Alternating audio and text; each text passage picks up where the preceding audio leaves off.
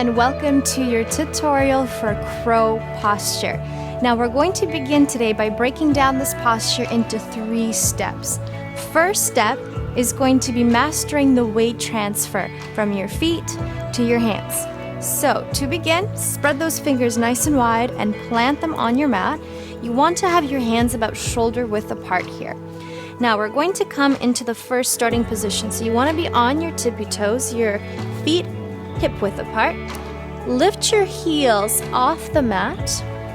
And now start to think about placing your knee at the back of your tricep. So right here. Now as the weight comes forward, your elbow is slightly going to bend as well. So if you can see, my knee and my tricep are connected. So let's do that. Both knees coming onto both triceps.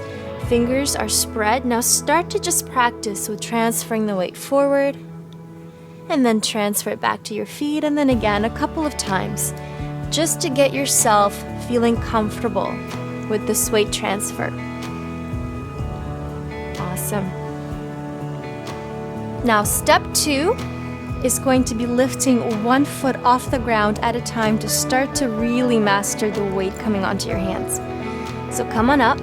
Shift your weight to your hands and just try to point 1 foot and lift it off the mat.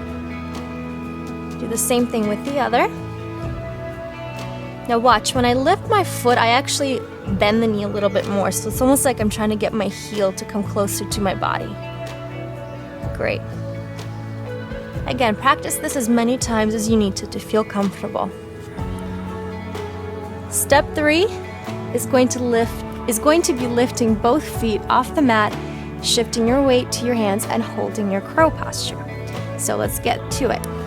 First, knees over the triceps, bring your weight forward, point your foot, and then shift your weight and point the other foot and balance.